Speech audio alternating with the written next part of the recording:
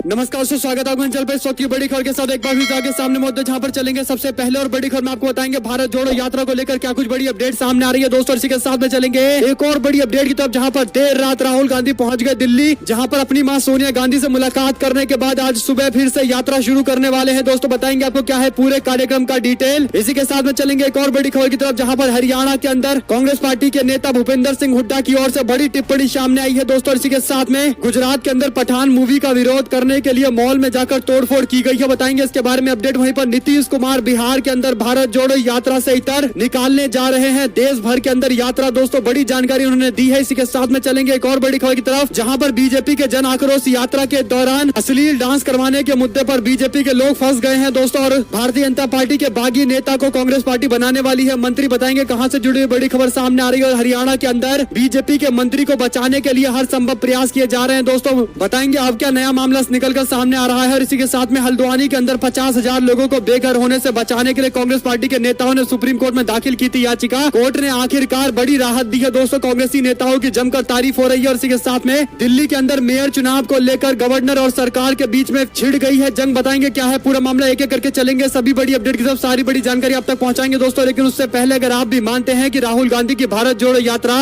उत्तर प्रदेश में धूम मचाने के बाद अब हरियाणा के अंदर भी जबरदस्त उत्साह के साथ आगे बढ़ रही है और आने वाले दिनों के अंदर ये रैली और ज्यादा प्रचंड हो सकती है, तो इस वीडियो को लाइक करके लाल बटन दबाकर चैनल को सब्सक्राइब करके घंटे दबाकर कमेंट बॉक्स में जय हिंद जय भारत जरूर लिखेगा दोस्तों। चलते हैं सबसे पहले और बड़ी खबर की तरफ, जहां पर आपको बता दें कि राहुल गांधी की भारत जोड़ो यात्रा उत्तर प्रदेश में 3 दिनों तक रहकर 130 किलोमीटर पूरा करने के बाद अब हरियाणा के पानीपत पहुंच गई है, जहां पर यूपी कांग्रेस के अध्यक्ष ब्रजलाल खाबरी से यात्रा को हरियाणा कांग्रेस के लोगों ने रिसीव किया है। यूपी में भारत जोड़ो यात्रा का गुरुवार का तीसरा दिन और आखिरी दिन काफी रोचक रहा दोस्तों। इस दौरान शामली में पार्टी के कार्यकर्ताओं ने राहुल गांधी के साथ में पदयात्रा शुरू की और 5 घंटे ऊंचा गांव में स्टे के बाद ये यात्रा आगे बढ़ी है। कैराना में राहुल गांधी को देखने के लिए हजारों की संख्या में लोग सड़कों पर नजर आए। राहुल गांधी ने हाथ हिलाकर कैराना के लोगों का अभिवादन स्वीकार किया। वहीं शाम होते होते ये यात्रा यूपी हरियाणा बॉर्डर पहुंच गई और पानीपत में कल से ये यात्रा शुरू होने वाली है दोस्तों। और उससे पहले आपको बता दें कि रास्ते में कई जगह भारतीय जनता पार्टी का दफ्तर नजर आया, जहाँ पर देखकर राहुल गांधी ने हाथ हिलाते हुए अभिवादन स्वीकार भी किया और उन लोगों का अभिवादन करते हुए भारत जोड़ो का मैसेज भी दिया दोस्तों। इसी के साथ में उत्तर प्रदेश से जुड़ी हुई ये तस्वीरें बीते दिन की है, देख सकते हैं आप किस तरीके का जन समर्थन मिल रहा है। कांग्रेस पार्टी के लोग इन वीडियो और तस्वीरों को शेयर करते हुए राहुल गांधी को जननायक बताते हुए नारा लगा रहे हैं, जय जय जननायक। इस तरीके से कई और तस्वीरें और वीडियो भी शेयर किए जा रहे हैं दोस्तों। साथ साथ आपको बता दें कि राहुल गांधी बीते दिन जैसे ही हरियाणा बॉर्डर पर पहुंचे वैसे ही राहुल गांधी हरियाणा बॉर्डर पर रुकने की बजाय दोस्तों दिल्ली चले गए, जहाँ पर सोनिया गांधी की तबीयत खराब है और इसीलिए राहुल गांधी का मुलाकात करने जाना बहुत जरूरी था। आपको बता दें कि राहुल गांधी पूरे दिन पदयात्रा करने के बाद शाम को सोनिया गांधी से मिलने पहुंच गए, जो एक तरीके से बताता है कि वो अपने कर्तव्य पथ पर भी चल रहे हैं और अपने पुत्र धर्म का भी पालन कर रहे हैं, यानी अपनी मां सोनिया गांधी की खराब तबीयत के कारण उनसे मुलाकात करने के लिए भी गए हैं दोस्तों। और उससे बड़ी बात यह है कि आज सुबह राहुल गांधी यात्रा शुरू करने वाले हैं, यानी दोस्तों दिल्ली से सीधे हरियाणा पहुंचेंगे और वहां से अपनी यात्रा को राहुल गांधी शुरू करते दिखाई देने वाले हैं। आपको बता दें कि हरियाणा कांग्रेस में इसको लेकर जबरदस्त उत्साह है। साथ साथ आपको बता दें कि भूपेंद्र सिंह हुड्डा ने कहा कि रिकॉर्ड तोड़ रही है यात्रा, दूसरे चरण के अंदर हम और बड़ा रिकॉर्ड बनाने वाले हैं। उन्होंने कहा कि ये जैसे जैसे यात्रा आगे बढ़ती जा रही है वैसे वैसे जबरदस्त जन सैलाब दिखाई दे रहा है दोस्तों। और बड़ी बात यह है कि अब ये जिन इलाकों के अंदर यात्रा गुजरने वाली है वो भूपेंद्र सिंह हुड्डा के दबदबे वाला इलाका है और ऐसे में इन इलाकों के अंदर प्रचंड जन सैलाब देखने को मिलेगा, इसमें ज्यादा दो राय नहीं है। साथ साथ आपको बता दें कि किसानों ने राहुल गांधी के लिए अपनी खेत में लहलहाती फसल यानी गेहूं की फसल को काट दिया दोस्तों, उसे रौंद दिया और ये सुनिश्चित किया कि जितने भी भारत यात्री आ रहे हैं उनको कोई तकलीफ ना हो। दरअसल दोस्तों जिस किसान ने अपनी रजामंदी से राहुल गांधी की यात्रा के रात्रि ठहराव के लिए ये फैसला लिया, जब उससे सवाल पूछा गया तो उन्होंने कहा कि मुझसे 4 एकड़ जमीन मांगी गई थी, यहाँ पर लहलहाती हुई गेहूं की फसल थी, मैंने उसे हटा दिया ताकि जितने भी भारत यात्री हो उनको कोई तकलीफ ना हो। अगर वो 60 एकड़ जमीन भी मुझसे मांगते तो भी मैं अपनी फसल को बर्बाद करके उनके लिए उपलब्ध जमीन करवाता, क्योंकि भारत जोड़ो यात्रा एक अच्छे उद्देश्य से चलने वाली यात्रा है, हम इसका सम्मान करते हैं। हम अपनी जमीन को दोबारा से जुताई करके दोबारा फसल लगा लेंगे, लेकिन भारत को एकजुट रखना जरूरी है। कुल मिलाकर दोस्तों राहुल गांधी के प्रति इसी तरीके के प्रेम के कारण ये यात्रा अपनी क्षमता से ज्यादा लोगों को साथ में इकट्ठा कर रही है। और बड़ी बात यह है कि 5 लाख लोगों की रैली करवाने का भी एक बड़ा रिकॉर्ड बनाने की तैयारी में हरियाणा कांग्रेस है। देखते हैं कितनी बड़ी सफलता मिलती है। इसी के साथ में राहुल गांधी ने बीते दिन मीडिया से बात करते हुए कहा कि डरो मत, ये मेरा नारा नहीं है बल्कि भगवान शिव का है। उन्होंने कहा है कि हमें किसी चीज से डरना नहीं चाहिए। देश में फैलाई जा रही है नफरत, इसी नफरत के बाजार में हमें मोहब्बत की दुकान खोलनी है। तो कुल मिला मिलाकर राहुल गांधी अपने बयानों से ये बात स्पष्ट कर रहे हैं दोस्तों कि डरो मत जो वो नारा दे रहे हैं इसके कितने डीप मायने हैं। इसी के साथ में परिवर्तन के संकेत है। भारत जोड़ो यात्रा को राम मंदिर ट्रस्ट के ट्रस्टी के द्वारा मिल रहे समर्थन। दरअसल दोस्तों राम जन्मभूमि तीर्थ क्षेत्र ट्रस्ट के महासचिव चंपत राय ने भारत जोड़ो यात्रा का समर्थन किया था। इसी के साथ में राम जन्मभूमि के मुख्य पुजारी की ओर से भी राहुल गांधी को पत्र लिखकर उन्हें आशीर्वाद दिया गया था, जिसके बाद जयराम रमेश ने ट्वीट करते हुए कहा कि अयोध्या राम मंदिर के मुख्य पुजारी के भारत जोड़ो यात्रा के स्वागत में लिखे गए पत्र और चंपत राय जैसे वीएचपी के नेता की राहुल गांधी के तारीफ किए जाने के बाद आज बागपत के बड़ौली में बीजेपी कार्यालय से उत्साह के साथ हाथ हिलाकर यात्रियों का अभिवादन स्वीकार किया गया। यानी दोस्तों एक बात तय है कि विचारधारा कोई सी हो, लेकिन सारी जनता बेरोजगारी और भ्रष्टाचार के साथ साथ महंगाई के कारण परेशान है और यही बड़ा कारण है कि राहुल गांधी जैसे विपक्ष के मुख्य नेता जो कोई यात्रा निकाल रहे हैं तो बीजेपी के अंदर मौजूद नेता, वीएचपी के अंदर मौजूद नेता और हिंदुत्व विचारधारा का समर्थन करने वाले लोग भी राहुल गांधी के साथ में अपनी सहानुभूति जाहिर कर रहे हैं। साथ साथ आपको बता दें कि भारत जोड़ो यात्रा जहां पर एक और कांग्रेस पार्टी पूरे देश भर के अंदर निकाल रही है तो बिहार के अंदर भी भारत जोड़ो यात्रा को नए फ्लेवर में निकाला गया है। दोस्तों आपको बता दें कि भारतीय राष्ट्रीय कांग्रेस के राष्ट्रीय अध्यक्ष मल्लिकार्जुन खड़गे ने पार्टी के नेताओं को झंडा थमाकर भारत जोड़ो यात्रा निकालने के लिए हरी झंडी दिखा दी। दरअसल खुद राष्ट्रीय अध्यक्ष की मौजूदगी के कारण पार्टी कार्यकर्ताओं में जबरदस्त उत्साह देखने को मिला है। आप लोग देख सकते हैं कि किस तरीके की रैली की गई है दोस्तों, और इस दौरान पार्टी के सारे नेता मौजूद रहे और बिहार के अंदर अब ये यात्रा और जोर शोर से शुरू होने वाली है। साथ साथ आपको बता दें कि प्रियंका गांधी हैदराबाद के अंदर मार्च करेंगी, पद यात्रा निकालेंगी। कुछ महीनों के बाद तेलंगाना में विधानसभा चुनाव की तारीखों का ऐलान हो जाएगा, जिसको देखते हुए पार्टी चुनावी मोड में आ गई है। इसे देखते हुए अखिल भारतीय कांग्रेस कमेटी की महासचिव प्रियंका गांधी मार्च में हैदराबाद के अंदर महिला कांग्रेस नेताओं के साथ में एक पद यात्रा में भाग लेंगी। जानकारी के मुताबिक तेलंगाना में 26 जनवरी को आयोजित होने वाली हाथ से हाथ जोड़ो अभियान को अंतिम रूप देने के लिए एआईसीसी संचालन समिति ने प्रियंका गांधी के शहर के दौरे को मंजूरी दे दी है। दोस्तों भारत जोड़ो यात्रा की तरह 2 महीने का व्यापक जनसंपर्क अभियान होने वाला है। इसी के साथ में प्रियंका गांधी 8 तारीख को दोस्तों त्रिपुरा के अंदर रैली और रोड शो करती दिखाई देंगी। तो प्रियंका गांधी भी पूरे देश भर के अंदर अहम भूमिका निभा रही है। तेलंगाना से लेकर त्रिपुरा और मेघालय के अंदर उन्हें पार्टी का नेतृत्व दिया जा रहा है। दोस्तों बड़ी बात यह है कि प्रियंका गांधी खुलकर पार्टी के प्रचार प्रसार में दिखाई दे रही है। इससे पहले मात्र उत्तर प्रदेश की राजनीति किया करती थी, लेकिन अब पूरे देश भर के अंदर उनकी राजनीति देखने को मिल रही है और इसका फायदा कांग्रेस पार्टी को हिमाचल के चुनाव में भी हुआ था। और उम्मीद ये जाहिर की जा रही है कि आने वाले दिनों के अंदर प्रियंका गांधी की मौजूदगी के कारण तेलंगाना के साथ साथ अन्य राज्यों के अंदर भी कांग्रेस पार्टी अच्छा परफॉर्म करेगी। जो भी अपडेट आती रहेगी दोस्तों आप तो लगातार पहुंचाते रहेंगे। रुक करते एक और बड़ी खबर का, जहां पर हल्द्वानी के अंदर कड़ाके की ठंड में 50,000 के आसपास लोग सड़कों पर उतरकर अपने घर को बचाने के लिए प्रदर्शन कर रहे थे, जिसके बाद गोदी मीडिया के लोग इसे गलत तरीके से किया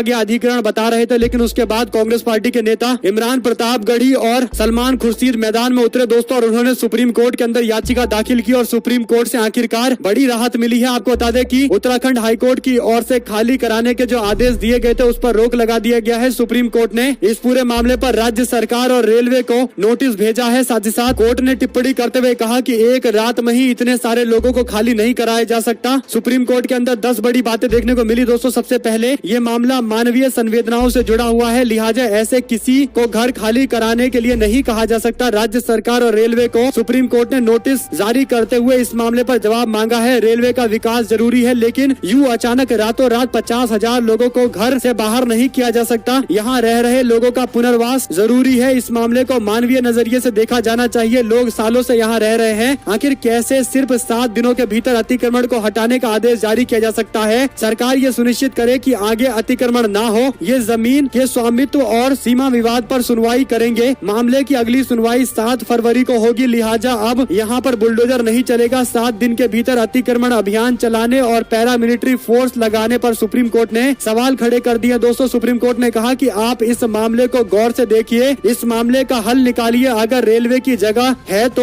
उनकी जगह कैसे मिले, इस पर आप तय करिए कि क्या डिसीजन लेना है। कोई ऐसी योजना लेकर आइए जिससे लोगों को दिक्कत ना हो। कुल मिलाकर दोस्तों राज्य सरकार को नोटिस थमाने के साथ साथ राज्य सरकार के संवेदनहीनता को लेकर भी सरकार को एक तरीके से पाठ पढ़ाया है। कोर्ट ने कहीं न कहीं बता दिया है कि इस तरीके के संवेदनशील मामले पर राजनीति नहीं होती है दोस्तों। और कांग्रेस पार्टी के नेताओं को इसके लेकर जमकर बधाइयां भी दी जा रही है। आप लोग की जो कुछ भी राय हो लिखकर जरूर बताएगा। वहीं पर जयराम रमेश का बयान, कहा विभाजनकारी विचारधारा से असली खतरा है। आरएसएस के लोग जहर जो फैला रहे हैं और नफरत जो फैला रहे हैं उसे बेअसर करने के लिए हमें कई साल लग सकते हैं। यानी देश को पूरी तरीके से बर्बाद ये लोग कर रहे हैं। वहीं पर दोस्तों छत्तीसगढ़ के अंदर चर्च में तोड़फोड़ करने के मामले पर आखिरकार बीजेपी के 2 नेता समेत 11 अन्य लोगों को गिरफ्तार कर लिया गया है। यानी इससे पहले इन्हें हिरासत में लिया गया था, लेकिन उसके बाद अब गिरफ्तारी शुरू हो चुकी है। दोस्तों, इस मामले पर इन्वेस्टिगेशन में इन दोनों नेताओं का नाम सामने आया था। वहीं पर गुजरात के अंदर पठान का विरोध करने वाले कई सारे लोग सड़कों पर दिखाई दिए। आपको बता दें कि पठान मूवी का विरोध करने के लिए मॉल में घुसकर तोड़फोड़ करने लगे और कई सारे न्यूज चैनल वाले इसको प्रदर्शन बता रहे थे, लेकिन ये खुलेआम गुंडागर्दी थी। जिस पर ट्वीट करते हुए गुजरात बीटीपी के नेता छोटू भाई बसावा ने कहा कि पठान का विरोध करने वाले इन बेरोजगार युवकों को रोजगार, महंगाई और शिक्षा के लिए भी आंदोलन करना चाहिए। यानी बेरोजगारी इतनी बढ़ी हुई है, इसके बावजूद इन लोगों को पठान मूवी का विरोध करने का एकमात्र काम रह गया है। इसी के साथ में जिग्नेश मेवाड़ी ने भी ट्वीट करते हुए कहा कि बजरंग दल के लोग अहमदाबाद के मॉल में जबरन घुसकर निजी संपत्ति को नुकसान पहुंचा रहे हैं, इन पर कोई कार्रवाई नहीं की गई, ऐसा क्यों? वहीं पर दोस्तों, पठान मूवी को लेकर एक और जानकारी ये सामने आई है कि सेंसर बोर्ड में कैंची चलाई है। दीपिका पादुकोण की बिकनी समेत कई डायलॉग्स को हटाए गए हैं। लगभग 10 कट करने के लिए कहा गया है। इस तरीके की डिटेल दी गई है। रिपोर्ट के मुताबिक रॉ शब्द की जगह हमारे शब्द देने के लिए कहा गया है। लंगड़े लूले शब्द की जगह टूटे फूटे शब्द का इस्तेमाल करने के लिए कहा गया है। और इसी के साथ में कई और बातें कही गई है। दोस्तों, देखते हैं क्या ये पूरा मामला है और हकीकत में जानकारी तो फिल्म बनाने वालों की ओर से ही दी जाएगी। जो भी अपडेट आती रहेगी आप तो लगातार पहुंचाते रहेंगे। और साथ साथ आपको बता दें कि बिहार के अंदर यात्रा पर निकले नीतीश कुमार ने कहा कि हम बिहार के लोगों के सारे समस्याओं को सुन रहे हैं और बिहार में ये यात्रा करने के बाद मुझे लगता है कि अब देश की यात्रा पर निकलनी चाहिए। बिहार के मुख्यमंत्री नीतीश कुमार बीते दिन समाधान यात्रा निकालते नजर आए। पश्चिम चंपारण जिले के वाल्मीकि नगर में उनकी यात्रा हुई। दोस्तों, इस दौरान उन्होंने कहा कि अब देश की यात्रा निकालने की सोच रहा हूं। उन्होंने समाधान यात्रा और विधानसभा सत्र के बाद देश यात्रा निकालने के विषय में जो जानकारी दी है, दोस्तों, कहीं न कहीं अब इस पर राजनीति और तेज होने वाली है। साथ साथ आपको बता दें कि हिमाचल प्रदेश के अंदर जब से कांग्रेस पार्टी की सरकार बनी और अडानी ग्रुप की ओर से सीमेंट फैक्ट्री को लेकर मचे विवाद के बाद फैक्ट्री पर ताला लगाने का फैसला लिया गया था, जिसके बाद सरकार ने मामले पर इन्वेस्टिगेशन बिठा दी थी। और अब सेब किसान के विरोध के बाद अब सीमेंट फैक्ट्री में काम करने वाले लोगों ने भी अडानी का विरोध किया है। दोस्तों, सोशल मीडिया पर तस्वीरें देखी जा सकती है। वहीं पर बिहार के मुख्यमंत्री पटेल श्री नीतीश कुमार जी पटेल समाज का हो रहे अपमान का बदला 2024 में लेंगे। समाजवादी पार्टी के नेता IP सिंह की ओर से ट्वीट किया गया। उन्होंने आगे लिखा कि सरदार वल्लभ भाई पटेल के नाम पर बने क्रिकेट स्टेडियम का नाम नरेंद्र मोदी भाई स्टेडियम कर दिया गया। फूलपुर लोकसभा क्षेत्र बेसब्री से उनका इंतजार कर रहा है। यूपी प्लस बिहार गई बीजेपी सरकार। इसी के साथ में हिमाचल प्रदेश के अंदर 26 जनवरी को शुरू होने वाली है कांग्रेस पार्टी की हाथ से हाथ जोड़ो अभियान। 10 जनवरी को कांग्रेस मुख्यालय राजीव भवन में पार्टी के सारे ब्लॉक स्तर के अध्यक्षों की बैठक होने वाली है। दोस्तों, प्रतिभा सिंह इस बैठक में हिस्सा लेने वाली है और पार्टी के प्रभारी भी इस दौरान मौजूद रहेंगे। साथ साथ हिंदुस्तान की मीडिया दावा कर रही है कि पाकिस्तान के अंदर इतनी ज्यादा बेरोजगारी है कि स्टेडियम में बिठाकर लोगों के परीक्षा लिया गया है। कांस्टेबल की भर्ती में हजारों लोगों ने आवेदन भर दिया, जहां पर मात्र कुछ सैकड़ों में सीटें आई थी। दोस्तों, जिसके बाद लोगों ने सोशल मीडिया पर ट्वीट करते हुए कहा कि हिंदुस्तान का हाल भी बता दे जरा। मीडिया वाले तो अच्छा होता उन्हें बताना चाहिए कि देश के अंदर चपरासी की नौकरी के लिए PhD से पास आउट व्यक्ति भी अपना नामांकन भरते हैं। क्या देश के अंदर बेरोजगारी की इतनी बदतर स्थिति के बारे में गोदी मीडिया में हिम्मत होगी कि वो एक रिपोर्ट कर दे? कम से कम दोस्तों, पाकिस्तान को बेरोजगारी का अड्डा बताने वाले न्यूज चैनल को एक बार भारत की भी स्थिति के बारे में सोचना चाहिए, विचार करना चाहिए और उसके बाद बताना चाहिए कि कहां सबसे ज्यादा बेरोजगारी है। कम से कम भारत की हकीकत बताने का काम तो इस मीडिया का होना चाहिए। लेकिन इसके इतर पाकिस्तान में बेरोजगारी को लेकर चिंता है, लेकिन भारत की बेरोजगारी को लेकर कोई चिंता नजर नहीं आती है। वहीं राजस्थान के अंदर अशोक गहलोत सरकार का विरोध करने के लिए जन आक्रोश यात्रा बीजेपी के लोग निकाल रहे हैं। तमाम तरीके की तस्वीरें सोशल मीडिया पर वायरल हो रही है। दोस्तों, सबसे पहले तस्वीर में हमने आपको बीते दिन बताया था कि कैसे बीजेपी के 2 केंद्रीय मंत्री की मौजूदगी में भारतीय जनता पार्टी खाली कुर्सियों के साथ जन आक्रोश यात्रा निकाल रही है। और उसके बाद अब जन आक्रोश सभा के दौरान अश्लील डांस का एक वीडियो वायरल हुआ है। इस पर बीजेपी के प्रदेश अध्यक्ष सतीश पूनिया ने जानकारी देते हुए कहा कि इन नेताओं के खिलाफ कार्रवाई की जाएगी, अनुशासनहीनता का मामला बनाया जाएगा। अलवर दक्षिण बीजेपी के जिला अध्यक्ष संजय नरूका से इस पूरे मामले पर रिपोर्ट तलब की गई है। लेकिन सवाल ये खड़ा होता है कि क्या वाकई कार्रवाई की जाएगी या केवल खाना पूर्ति की जाएगी? इसी के साथ में हिमाचल प्रदेश के अंदर भारतीय जनता पार्टी के बागी नेता और नालागढ़ से चुनाव जीतकर आए KL ठाकुर को कांग्रेस पार्टी बड़ी जिम्मेदारी दे सकती है। दोस्तों, मंत्रिमंडल में जगह उनको मिल सकती है। साल 2022 का हिमाचल प्रदेश चुनाव काफी दिलचस्प रहा। यहाँ पर कई बागी लोगों ने भारतीय जनता पार्टी की स्थिति काफी खराब कर दी। कई सारे निर्दलीय चुनाव जीतकर आए। दोस्तों, और ऐसे ही निर्दलीय KL ठाकुर थे जो अब कांग्रेस पार्टी के नेता सुखविंदर सिंह सुक्खू के मुख्यमंत्री बनने पर अपना समर्थन दे रहे हैं, कांग्रेस पार्टी के साथ में खड़े हैं और उनको मंत्रिमंडल में भी बड़ी जिम्मेदारी दी जा सकती है। इस तरीके की चर्चाएं चल रही है। साथ साथ हरियाणा के अंदर भारतीय जनता पार्टी के पूर्व मंत्री संदीप सिंह पर लगे गंभीर आरोप इसके बाद एक और बड़ी अपडेट ये आई है कि पीड़िता ने थाने में जाकर घंटों सवालों का जवाब दिया है, जबकि मंत्री की अभी तक गिरफ्तारी नहीं हुई है। दोस्तों, मंत्री की बारी आई तो उससे पूछताछ करने के लिए एसआईटी की टीम उसके घर पर पहुंच गई, जिसके बाद खट्टर सरकार की जांच को लेकर सवाल खड़े किए जा रहे हैं कि मंत्री को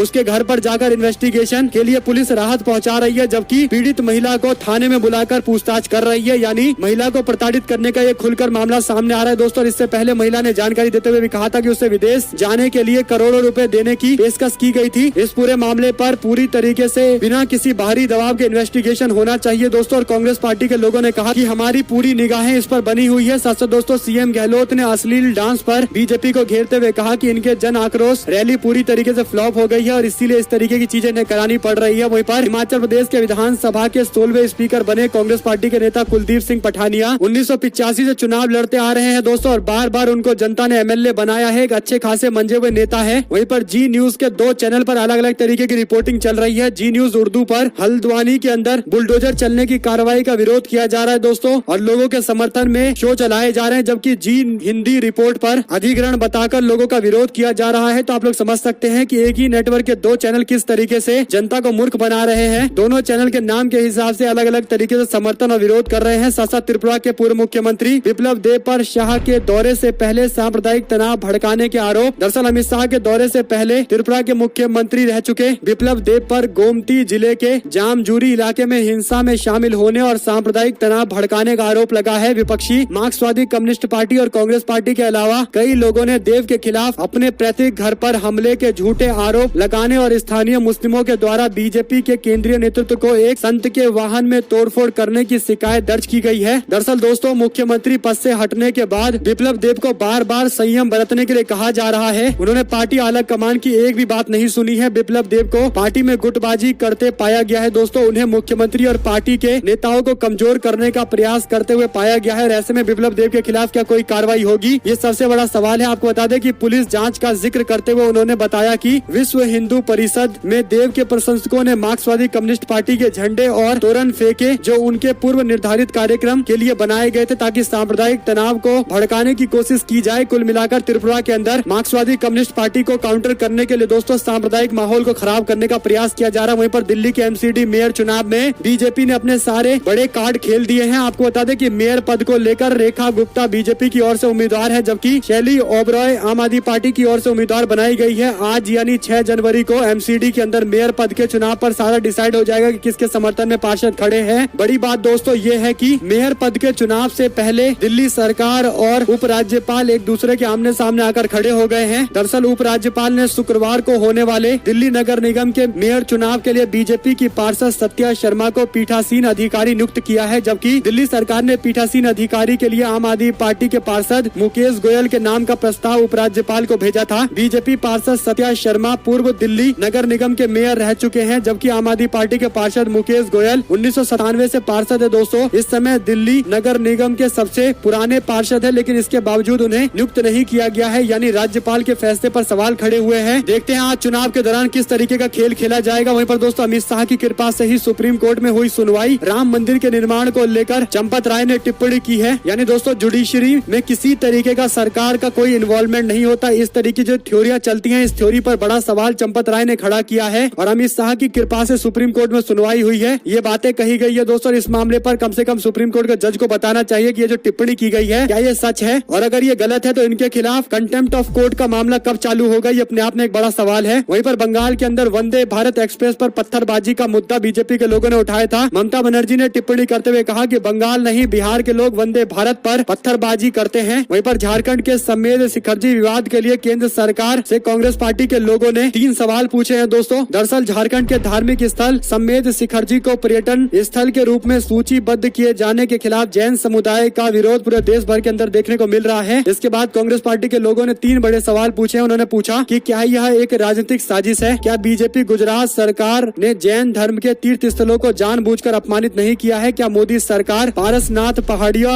और पवित्र शिखरजी को इको सेंसिटिव जोन और पर्यटन स्थल घोषित करने की अधिसूचना वापस लेगी या नहीं लेगी। यानी भाजपा सरकार के द्वारा लिया गया फैसला दोस्तों इसे झारखंड सरकार के खिलाफ माहौल बनाने के लिए इस्तेमाल किया जा रहा है। इसके बाद अब ये जानकारी आ रही है कि केंद्र सरकार ने झारखंड सरकार को आदेश जारी किया गया है कि पुराने सारे फैसले वापस लेने चाहिए, और केंद्र सरकार ने जो विवादित फैसला लिया था उसे भी वापस कर दिया गया है। इसी के साथ में शरद पवार लोगों की बेरोजगारी का मुद्दा उठाते हुए कह रहे हैं कि बेरोजगारी के कारण दुल्हन नहीं मिल रही है, यानी युवाओं के नौकरी और उनके शादी का मुद्दा शरद पवार ने उठाया है। दोस्तों वहीं पर सचिन पायलट की बगावत के बाद कांग्रेस पार्टी के अंदर 100 ब्लॉक अध्यक्ष के पद खाली थे और अब इन सभी पदों पर नियुक्ति कर दी गई है। साथ साथ दिल्ली के अंदर एमसीडी इलेक्शन में मुस्लिम समुदाय के लोगों ने बड़े स्तर पर आम आदमी पार्टी से इतर कांग्रेस पार्टी का समर्थन किया था और ऐसे में अब आम आदमी पार्टी के नेता अमानतुल्लाह खान मुस्लिम इलाकों के अंदर मौलानाओं से मुलाकात करते हुए पार्टी के लिए समर्थन इकट्ठा कर रहे हैं। आप लोग की इस पर जो कुछ भी राय हो लिखकर जरूर बताएगा दोस्तों। वहीं पर मल्लिकार्जुन खड़गे ने गुजरात की हार को लेकर एक कमेटी का गठन किया है जिसमें 3 नेताओं को रखा गया है जो तय करेंगे कि हार के पीछे क्या बड़ा कारण था। इसके साथ में केसीआर कर्नाटका की 3 सीटों पर उम्मीदवार उतार सकते हैं। बीदर, रायचूर, कुलबर्गी के विधानसभा इलाकों में उनके उम्मीदवार दिखाई पड़ने वाले हैं। वहीं पर सीडी कांड को लेकर कमलनाथ की टिप्पणी, कहा हम नहीं चाहते मध्य प्रदेश बदनाम हो, पहले कराएंगे सीडी की जांच, ये भी आरोप लगाए गए हैं। ऐसे में दोस्तों अगर आप लोग को एक भी खबर अच्छी लगी हो तो इस वीडियो को लाइक करके लाल बटन दबाकर चैनल को सब्सक्राइब करके घंटे दबाकर कमेंट बॉक्स में जय हिंद जय भारत जरूर लिखेगा। जुड़े दोस्तों का बहुत बहुत धन्यवाद। देख रहे थे आपका अपना चैनल जय हिंद जय भारत, वंदे मातरम। बहुत बहुत धन्यवाद।